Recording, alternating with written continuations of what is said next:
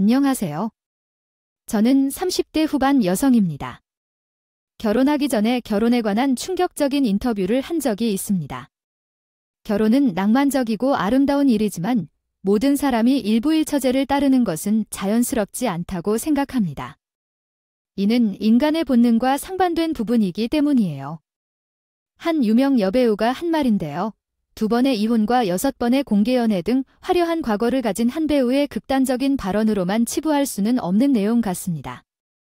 우리가 잘 알고 있는 원앙도 부부금실이 좋은 새의 상징으로 알려져 있지만 암컷이나 새끼 중 약 40%가 남편이 아닌 다른 수컷의 새끼라고 합니다.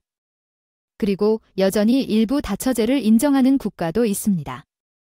이슬람 공동체의 생존을 위해 정복 전쟁을 하다 보니 과부들이 많이 생기면서 이들을 배려하기 위해 만들어진 제도라고 합니다. 이슬람의 법률에는 일부 다처제에 대해 이렇게 명시되어 있습니다. 만약 너희가 구하에게 공평하게 대해줄 수 없을 것 같은 두려움이 있다면 결혼을 할 것이니 너희 마음에 드는 여인들 2, 또는 4을 취할 것이다. 만약 두려움이 없을 때 오직 한 여자와 결혼하라는 말의 해석은 다양한 국가들이 소유욕이 아닌 사랑의 형태로 생각한다는 것을 의미합니다. 예를 들어 조선시대 한국에서는 첩이라는 개념이 있었는데 남자가 한 여자를 찜하면 첩이라고 인정받았습니다. 세월이 흘러 사랑과 문화가 변화하면서 일부 다처제를 가진 남자들의 욕심으로 비난받았습니다. 중장년층에는 여전히 2번째 부인이 인정되고 있어서 비정상적인 가정이 많습니다. 하지만 나는 결혼을 결심하고 실제로 경험했기 때문에 일부 다처제의 실상을 알고 있습니다. 결혼을 준비하면서 많은 이야기를 들었지만 이야기를 들으면서 이런 일들이 실제로 일어났다는 것을 깨달았습니다. 지금부터는 이 이야기를 랄라 사연 드라마 청취자들에게 전하겠습니다. 항상 어두운 얼굴을 지으며 웃음 지었지만 이상하게도 나는 그런 남자들만 계속 만나게 되더라고요. 예를 들어 오빠 내가 조금 늦었지 미안해. 엄마랑 얘기하다가 보니까 시간이 훌쩍 지나갔더라고. 그럴 수도 있지? 그런데 얼굴이 왜 그래? 그냥 너를 보면 내가 왜 내 어머니가 계신데? 그런 내가 항상 이렇게 불안해하면서 눈물을 글썽이는 남자도 있었고요. 정말 다 가진 남자라고 생각했는데 자존심이 매우 강한 남자도 보았습니다. 뭐야? 왜 날 무시해? 직장 생활하다 보면 다 그러지. 너무 그렇게 생각하지 마. 너 꼭 성공할 거야. 나는 여기까지 어떻게 왔는데 할머니 밑에서 어려운 삶을 이겨내면서 여기까지 왔다고. 지들은 좋은 부모 만나서 그냥 고속도로를 달리며 여기까지 올라왔겠지만 난 다르다고. 그 자식들이랑 다르다고 이렇게 말하면서 자신의 신세를 한탄하고 세상을 비틀게 보는 남자도 있었습니다. 그래서 나는 무엇이든 긍정적으로 생각하고 항상 웃고 있으며 약간의 바보 같은 남자를 만나고 싶었습니다. 그러던 어느 날 소개팅이 들어왔습니다. 나는 내가 딱 원하는 이상형을 찾았어. 나의 이상형. 세상에 그런 남자가 있을까 있어? 내 친구 선배 중에 집이 어마어마한 부자인데 별명이 뭔 줄 알아? 스마일맨. 절대 화도 안 내고 늘 웃기만 한다니까? 그리고 성격도 엄청 좋아. 부자에다가 그렇게 밝은 사람이 뭐하러 날 만나냐. 그 사람 이상형도 딱 너거든. 약간 모성애가 느껴지는 포근한 여자. 너 보면 은근 남자들이 안기고 싶은 스타일이잖아. 내가 누구한테 기대는 스타일은 아니지. 그러니까 한번 만나봐. 진짜 후회 안 할 거야. 전 친구의 권유로 소개팅을 나갔고 거기서 운명의 그를 만나게 됐죠. 안녕하세요. 박경 씨. 네, 안녕하세요. 전 왕자라고 합니다. 네, 다들 제 이름을 들으면 비슷한 반응이시더라고요. 성은 왕, 이름은 자입니다. 이름이 정말 멋지시네요. 그렇게 우리는 서로의 이름을 이야기하고 이야기를 이어갔습니다. 이번에 여름 휴가를 갔다 왔는데 정말 웃겼어요. 재미있는 것에 다녀오셨나 봐요. 태어나서 처음으로 여름 휴가를 국내에서 보냈어요. 그런데 갑자기 호텔에서 룸서비스가 제공되지 않는다고 합니다. 수도 파이프가 고장 났다는데 배고프게 되어서 비서를 불러서 근처에서 밥 먹을 곳을 찾느라 물었습니다. 그러자 비서는 생애 처음 접하는 음식을 발견했다고 합니다. 어떤 음식을 먹었나요? 차를 타고 해변 근처로 이동했는데 떡볶이를 입에 넣고 있는 사람들을 발견했습니다. 떡볶이가 빨간색으로 매우 빛나고 있었어요. 이런 떡볶이는 처음이었습니다. 떡볶이는 일반적으로 매운 음식이라 빨간색인 게 당연한데 저는 궁중 떡볶이만 먹어봐서요. 제 집 요리사는 빨간 떡볶이를 해주지 않았죠. 또한 사람들이 서서 음식을 먹고 있는 모습이도 굉장히 신기했습니다. 특히 왕자 같은 남자를 발견했어요. 그는 길거리 떡볶이도 먹어보지 않았고 고추장 떡볶이가 있다는 것도 몰랐다고 했어요. 그의 부유한 문화 경험이 그렇게 풍부하지 않아서 그랬던 것 같아요. 하지만 그에게 세상의 아름다움을 보여줄 수 있는 기회가 되었던 것 같습니다. 하는 일과 살아가는 모습 모두가 저에게는 아름답게 보였습니다. 강남스럽고 소박한 사람들, 버스나 지하철을 이용하는 사람들, 매일매일 일하며 노력하는 분들 모두가 아름다운 존재인 것 같아요. 아름다운 세상 아닌가요? 정말 거짓이라고는 얼굴에 하나도 없다. 진짜 부잣집 도련님 그 자체였어. 고생이란 것도 모르고 자랐지만 예의 바르고 자기와 수준 차이가 나는 사람들에게도 배울 점이 많다면서 세상을 관찰하는 걸 좋아해. 일단 부자인 것을 떠나서 그 사람의 그런 긍정적인 모습에 반해 우리는 사귀기로 했어. 그러나 데이트를 한다면 보통 약속 장소에서 만나거나 남자친구가 직접 데리러 와. 그런데 이 남자친구는 카사를 대동해 저를 데리러 왔어. 오빠, 여기 우리 동네야. 사람들 다 듣겠어. 남자친구는 이벤트를 참 좋아했어. 귀여운 여인의 리처드 기어처럼 멋진 차를 타고 와서 선루프를 열고 꽃다발을 내밀며 돈 동네가 떠나갈 정도로 마이 러브라고 외쳤어. 그때 진짜 동네 부끄러워서 죽는 줄 알았어. 그리고 남자친구와의 데이트도 완전히 상상을 초월했어. 둘만 있고 싶다면서 매일 레스토랑을 빌려 식사를 했고 야구를 보러 갈 때도 늘 VVIP석을 빌려 보디가드를 둘러싼 채 야구 경기를 관람했어. 오빠, 이렇게 나한테 잘해주는 거 너무 고마워. 다음에는 내가 원하는 데이트를 한번 해보면 어떨까? 자기가 원하는 데이트 좋지. 일종의 서민 체험 같은 건가 봐. 알겠어요. 이야기하실 내용은 다음과 같습니다. 그래서 하기로 한 대로 내가 거기에 어울리게 만반의 준비를 하고 올게 했다. 그러나 그렇게 하지 않고 편한 차림으로 나왔어야 했다. 남자친구에게 서민 체험을 시켜주기로 한 마음을 먹고 그날이 다가왔다. 남자친구는 체크셔츠에 청바지 차림으로 제 집 앞에서 기다리고 있었다. 오빠, 양복 벗으니까 더 멋있어 보여. 남자친구, 그래, 우리 이영이가 칭찬해줘서 너무 좋아 유나. 그럼 우리 어디부터 가야 해? 남자친구, 일단 버스를 타고 명동으로 가자. 거기서 쇼핑도 하고 맛집도 가자 유나. 좋아, 가자. 우리는 남자친구를 데리고 버스 정류장으로 갔고 명동으로 가는 버스에 올라탔다. 그러나 뜻밖의 일이 벌어졌다. 나는 교통카드를 가지고 있었지만 남자친구는 없었다. 그래서 내가 돈을 내려고 했지만 수표만 있어서 그냥 넣었다. 여기가 금고입니까? 누가 버스를 타면서 10만 원짜리를 들고 탈까요? 남자친구, 죄송해요. 제가 태어나서 버스를 처음 타보는데요. 다음 승객부터 비용 받지 마세요. 30만 원 넣어 놓을게요. 요청하신 내용으로 작성해 보았습니다. 어떠셨는지 궁금합니다. 사람들은 남자친구의 행동을 보고 모두 휴대폰을 들고 신기한 사람이 나타났다며 영상을 찍어댔고 남자친구는 그걸 즐겼습니다. 왜 다들 졸지 찍으시는 거죠? 아하, 저한테 다들 반하셨군요. 마음껏 찍으세요. 마음껏 포즈도 바꿔볼까요? 요렇게 진짜 가관도 아니었습니다. 사람들은 재밌다며 남자친구를 찍었고 바로 유튜브에 올라왔죠.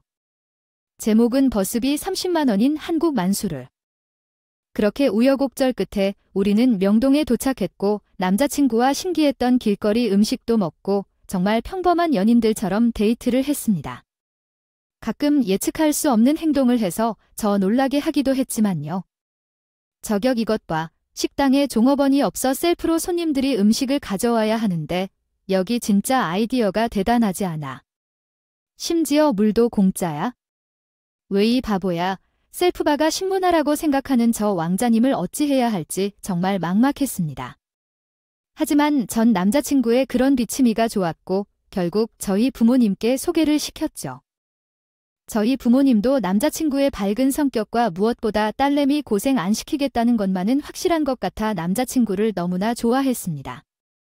엄마 어때 보여? 이거사 저 남자 꽉 잡아야 해. 그러나 조금 억지스럽게 키워놓고 얼마나 귀하게 자랐으면 그렇겠니? 남자 아무것도 필요 없어. 뭐니 해도 돈이야. 그리고 그렇게 긍정적이고 너만 바라보는 남자는 흔치 않은 줄 알아? 내 사윗감으로 100점 만점에 100점이야. 엄마의 말씀을 듣자마자 구름과 생각이 들었다. 바보미가 줄줄 흐르는 왕자님이 나의 남편이라 생각하면 조금 우습기도 했고 살면서 웃을 일이 참 많을 것 같았다고 생각했어. 그래서 우리는 우리 집에 인사를 드린 후에 남자친구 집에도 인사를 드리기로 했다. 그런데 남자친구가 집에 인사를 드리기 전에 할 말이 있다며 좀 진지한 표정으로 나에게 말했어. 우리 집은 다른 집과 생각하는 것보다 많이 다르니까 너무 놀라지 말았으면 좋겠어. 당연히 다를 거야. 왕자가 사는 곳이니까 외형적으로 뿐만 아니라 많은 면에서 다른 집이라더라. 사람이 살면서 한이 걷기 급게 모으면 근데 오빠 집 규모에 좀 놀라겠지? 그건 빼고는 나는 다 받아들일 준비가 돼 있어서 걱정 마전. 그렇게 남자친구의 집으로 입성했는데 내가 생각했던 것보다 정말 고급스럽고 훌륭했다. 베르사유 궁전 같이 가라고 할 정도로 겉모습만 봐도 미쳐버릴 것 같은 그런 화려함과 웅장함을 자랑하는 집이었어. 그리고 차를 타고 들어가지 않으면 한참 걸릴 것 같은 마당을 지나 큰 철문이 덜컥 열리더니 더 화려한 집이 또 나타났습니다. 아니, 집이 몇 개야? 여기만 12채야. 지금 여긴 본가고 본가라고 한 곳은 균형 봐도 10명이 넘는 사람들이 유니폼을 입고 저희를 맞이하고 있었고 저희가 차에서 내리자마자 90도로 고개를 숙여 인사를 했습니다. 오셨습니까 드렸니? 그리고 일하시는 분들이 인사를 하자 현관문이 열렸고 여자 3분이 나왔습니다. 두 사람은 60대 중반은 훨씬 넘어 보이셨고 한 사람은 50대 초반의 여자였습니다. 전이 3사람은 과연 누구며 만약 이 중에 시어머니가 계시다면 누구인지 3분을 보자마자 혼란스러웠습니다. 아들, 아직 이야기 안 했니? 아가씨가 모르고 있는 것 같구나. 이해하기도 안 하고 여길 데려온 거니 솔직히 이야기를 해도 이해가 안 될 거예요. 모두 계신 곳에서 희영이한테 이야기하고 싶었어요. 일단 들어가시죠. 전 도대체 이 상황이 뭔지 이해가 되지 않았습니다.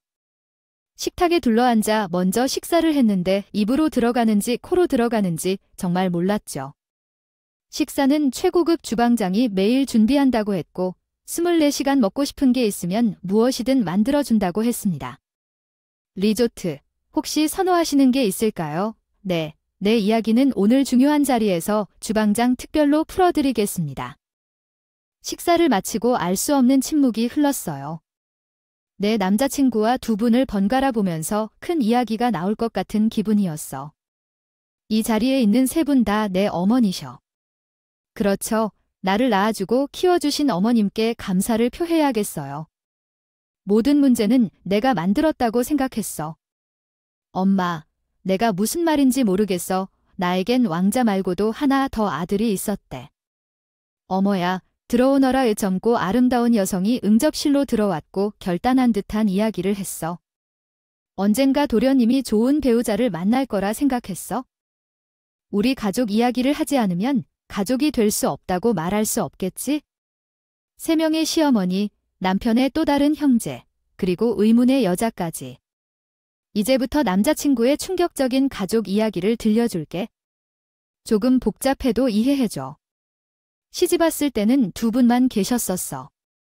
알고 보니 남편은 둘째 시어머니의 딸과 시어머니가 있었죠. 첫째 시어머니는 부잣집의 외동딸이었습니다. 첫째 시어머니의 부모님은 시어머니의 시아버지와 결혼했습니다. 그러나 첫째 시어머니는 아이를 낳지 못했습니다. 어머니는 첫째 시어머니를 모욕했습니다. 또한 부잣집의 막된 딸이라는 이유로 명예를 훼손했습니다. 마침내 어머니는 첫째 시어머니에 대해 석 달이면 아이를 낳지 못하면 쫓아버리겠다고 협박했습니다.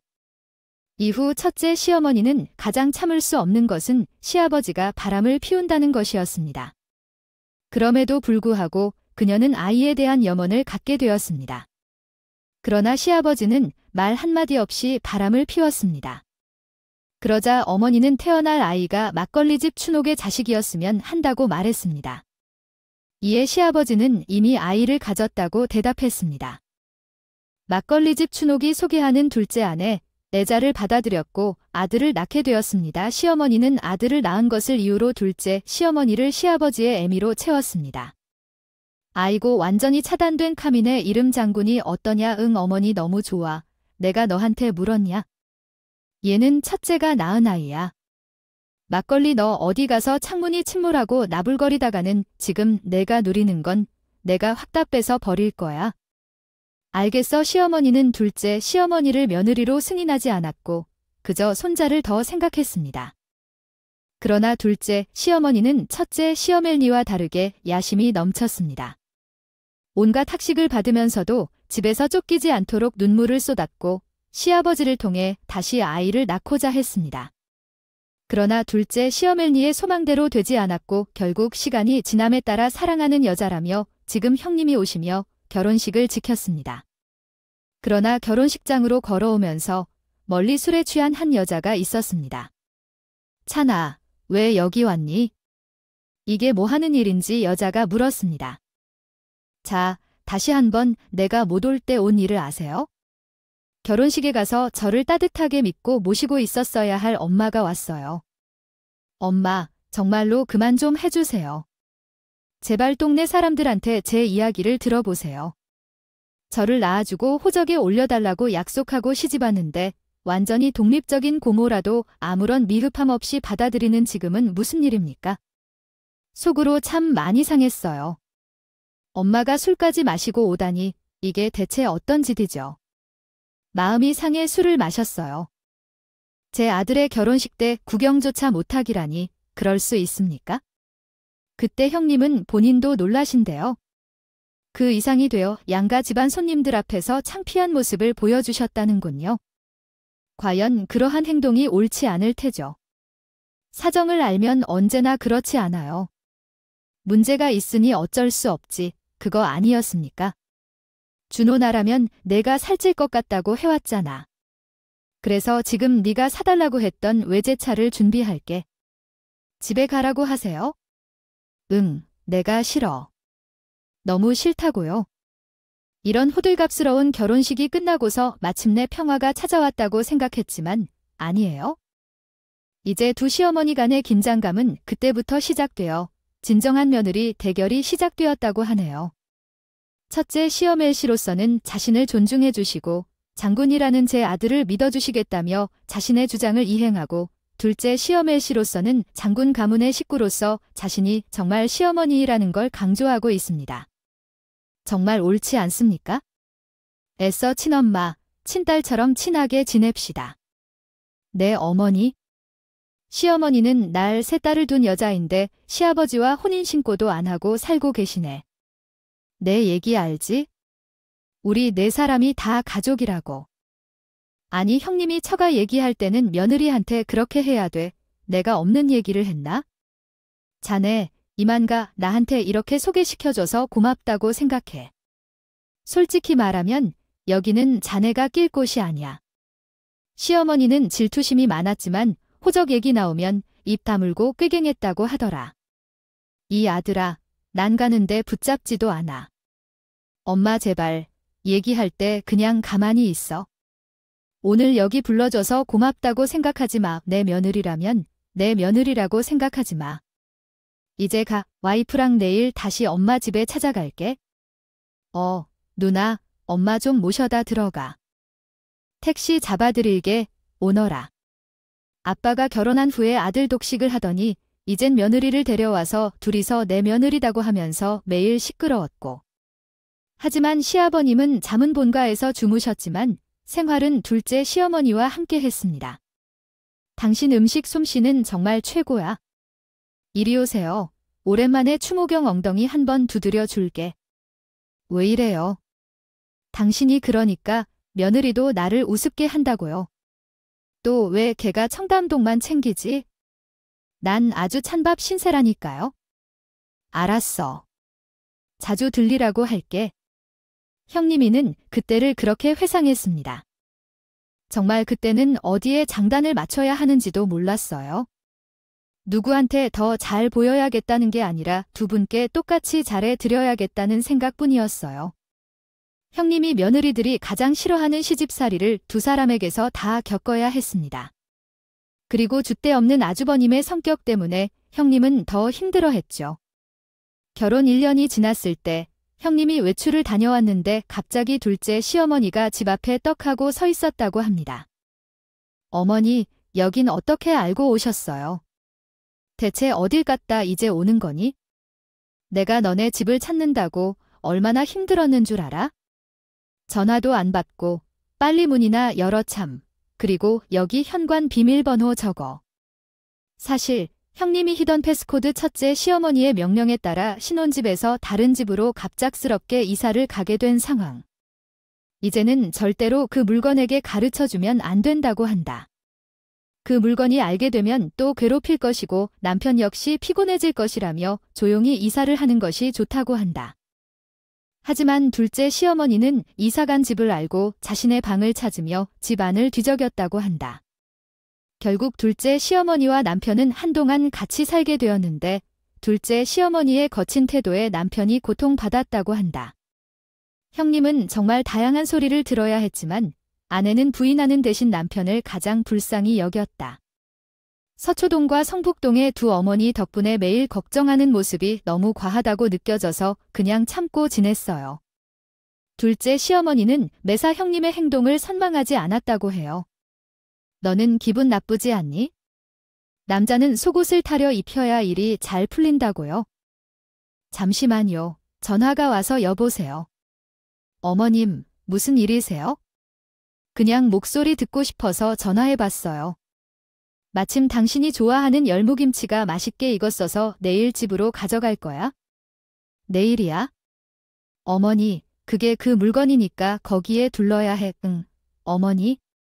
그 물건 어디에 놔뒀니? 가지 말고 딱 기다리라고 해. 형님이 그때 오실 거라고 생각했어요. 첫째 시어머니는 빛의 속도로 형님의 집으로 찾아갔고 고상함은 개나 져버리겠다고 말했다고 해요. 둘째 시어머니는 아주 쥐잡듯이 잡았다고 합니다. 형님, 오셨어요. 그래, 나 몰래 애들을 이렇게 감춰놓고 즐거우셨나 봐요. 내가 자네 하는 걸 30년 가까이 참고 견뎠어. 장군이 아버지가 자네와 지내도 나는 아무 말도 안 했어. 왜냐면 장군이는 내 아들이니까. 장군이 아버지가 자네랑 뭘 하든 그건 나한테 아무런 영향이 없어. 난 호적부에 내 아들인 장군이가 있었거든. 근데 자네가 계속 손을 넘기니 나도. 이제는 어쩔 수가 없네. 온갖 구상한 척 다 하시더니 이제야 본심이 나오시네. 오늘 우리 애들 보는 앞에서 한번 제대로 붙어 봅시다. 이게 보자니까 공격은 첫째 시어머니가 시작을 했습니다. 시어머니는 챙겨오신 열무김치통을 그대로 둘째 시어머니에게 날렸고 열무김치통은 충격으로 인해 뚜껑이 열리면서 그대로 둘째 시어머니에게 쏟아졌습니다. 막걸리나 팔던 년이 어디 내 아들 엄마라고 지랄이야. 지랄이 절망구가 진짜 미쳤네. 야, 둘째 시어머니는 참지 않고 반격을 했습니다. 늘 올림머리와 한복을 고수하던 첫째 시어멜니 머리를 있는 대로 쥐어뜯었고 얼마나 힘이 센지 첫째 시어멜니 치마를 확 찢어버렸다고 했습니다. 시계 미쳤나. 야 막걸리, 오늘 너 죽고 나 죽자. 내가 막걸리라고 부르지 말랬지? 다시 한번 육탄전이 벌어졌고 정말 개싸움이 따로 없었다고 했습니다. 머리 쥐어뜯는 건 기본이고 온갖 욕도 문자가 남발했고 그런데 그때 아주버님이 들어왔고 아주버님은 그 광경을 보고 얼굴이 하얗게 질렀다고 합니다. 여보, 아주 창구나. 하지 엄마, 여긴 또 어떻게 알고 왔어요? 네, 지금 제가 듣고 있는 대사를 한국어로 제작성해 보겠습니다. 이제 너 막 엄마 피하고 도망갔냐? 내게 그럴 수가 있어? 죽을 때 마찬가지야. 형님이 하라는 대로 하는 바보 같은 년. 홍보만 너 이러면 진짜 내가 가만히 있지 않을 거야? 엄마한테 그런 건 어떡해? 어머니는 이럴 줄 알았나? 너희가 엄마 집 서초동 어머니가 해준 집인데 우리 편하게 살라고 했는데 엄마한테 그런 건 왜 해?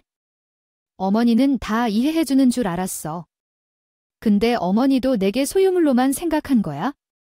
장군아, 어느 시점에서 싸움은 끝나는 거야? 이젠 어떻게 해야 할지 몰라. 두 분 다 어머니라고 생각했었는데 그들은 정말 나를 진심으로 생각했던 적이 있었나? 물건이 아닌 한 사람에게 치우치면 집안이 이렇게 난리가 나 이제 못해. 아들 노릇 못하겠다. 아주버님께서 오랜 마음을 표출했고 두 시어머니는 아들이 화내는 걸 보고 마음 아프실 것 같다 했어.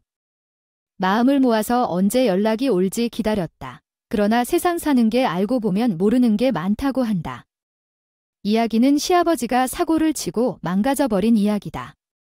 형님, 큰일 났어요. 큰일 났어. 내가 말했잖아요. 집에 오지 말라고.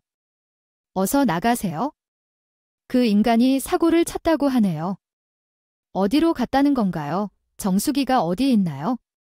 시골에 있는 어머니한테 쉬러 갔다가 그러고 올랬다더라고요. 나쁜 년, 형님. 그 인간이 정수기랑 따로 사는 거 알고 계셨어요.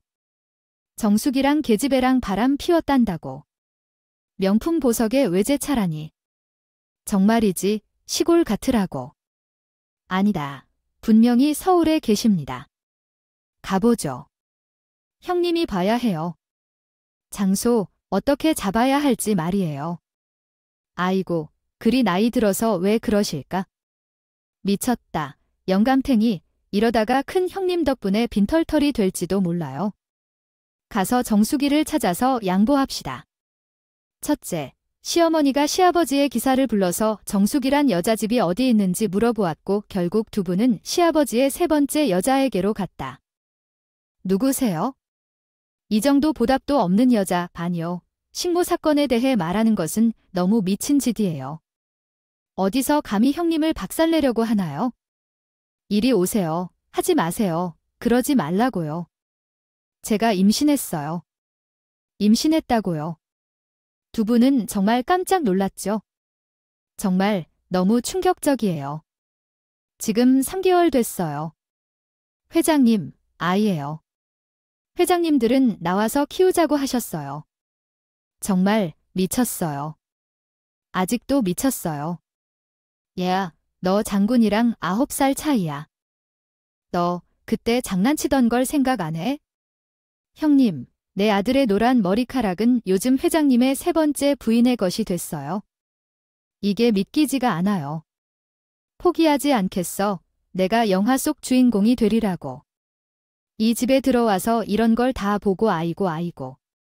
회장님이 집도 주고 차도 주고 내 친구를 이렇게 만들어줬나요? 너에게 이루면 너를 사랑할 거라고 했어요. 처음에는 안 된다고 생각했지만 회장님이 당장 동만해서 그놈의 청반항 아래치부를 잘라버려야겠어요. 김 기사, 차를 불러줘. 그 인간, 오늘이 내가 주겠다. 차를 불러줘. 그리고 참, 정말 절묘한 타이밍이었어. 아버지는 조용히 해외로 떠나셨어요. 장례식에 참석하러 나갔지만 나중에 알게 된 사실로는 아버지께서 췌장암 말기였던 것을 들었습니다.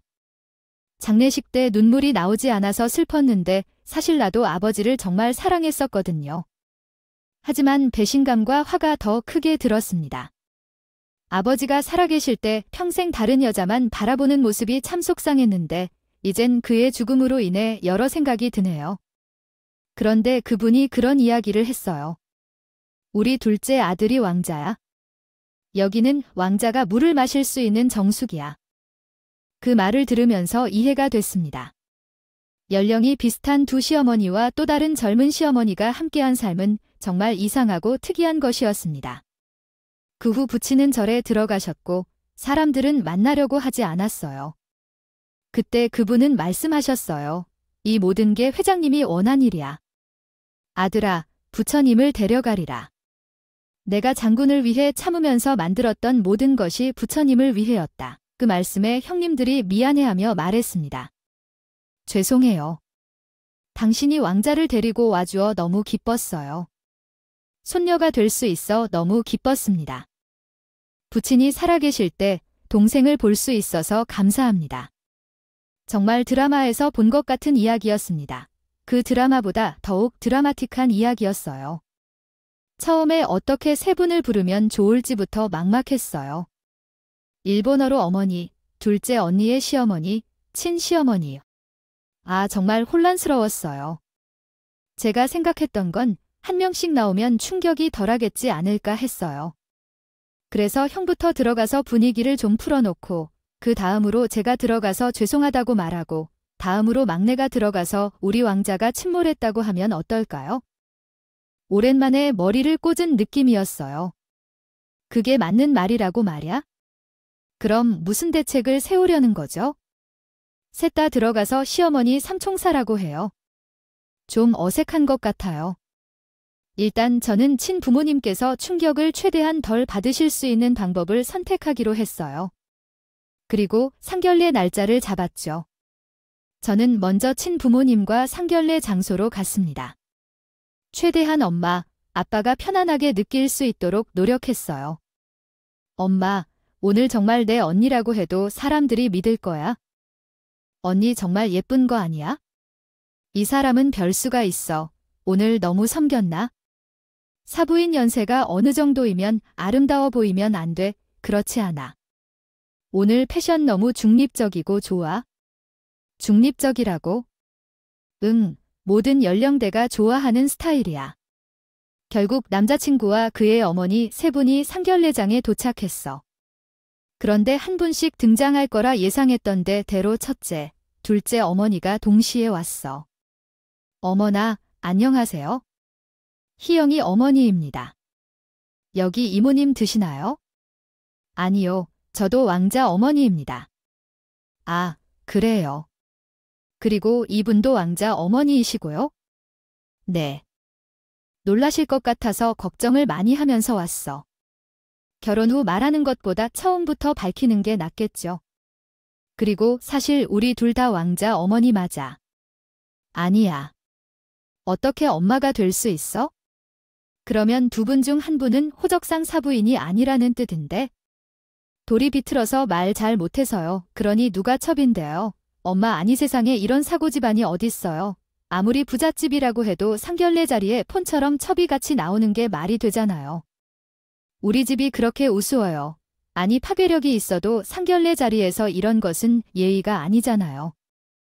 죄송합니다. 할 말이 없습니다 하겠어요. 우리 형은 결코 이 집에 시집을 보내줄 수 없으니까 없던 일로 하겠습니다. 형아, 그리고 당신, 어서 일어나세요.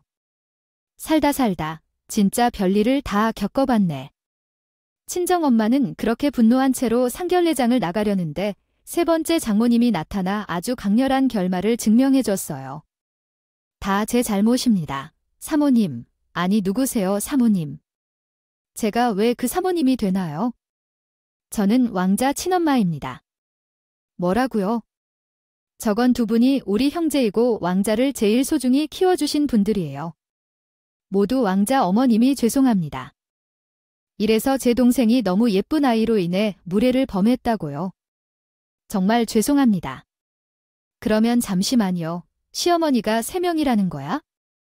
희영아 너 말하자면 왜 꿀을 먹은 벌레처럼 빛나는 거야? 빨리 이상한 상황을 설명해봐. 어서 어머니 빨리 119를 부르자. 알았어. 고향 어머니는 충격으로 쓰러지셨고 바로 병원에 실려갔습니다. 3명의 시어머니는 고향 어머니가 충격을 받은 것을 보고 간호해주면서 열심히 돌봤습니다. 부인, 제가 너무 부끄럽지만 왕자와 희영이 둘이 결혼한다면 안 될까요? 아이들이 서로를 좋아하니까 말이죠. 부인, 제가 요리를 잘하는 편이니 희영이 손이 물방울 하나도 묻지 않도록 돌볼게요. 부인, 내 아들이야 말이 아니라 정말 착한 아이예요. 그리고 내 재산은 우리 왕자한테 갈 거예요. 부인, 정말 이제 그만 좀 해줘. 제발 나 매다.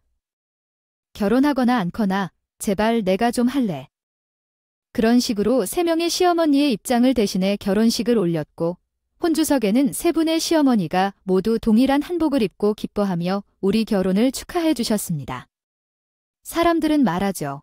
그런 가정이나 적적한 가정이나 결혼은 항상 어렵지 않을까요? 부모님을 골라서 시집가는 것만으로도 말이에요. 3명이나 동반해서 어떻게 할 것이냐고 하지만 저는 말합니다. 시어머니가 3분이면 더 좋다고요. 매주 한 분씩 만나면서 저를 며느리로 대해주시는 것을 매우 잘 즐기고 있으며 때로는 3분이 함께 응어리지만 정말로 잘 사는 중입니다. 조금 유쾌하기도 하지만 가끔은 슬프기도 한 시어머니들께서 이 자리를 빌어 말씀드리고 싶네요. 여러분, 만수무강하시고 더 이상 외로워하지 않으실 거라 믿어요. 저는 여러분 모두를 똑같이 사랑하겠습니다.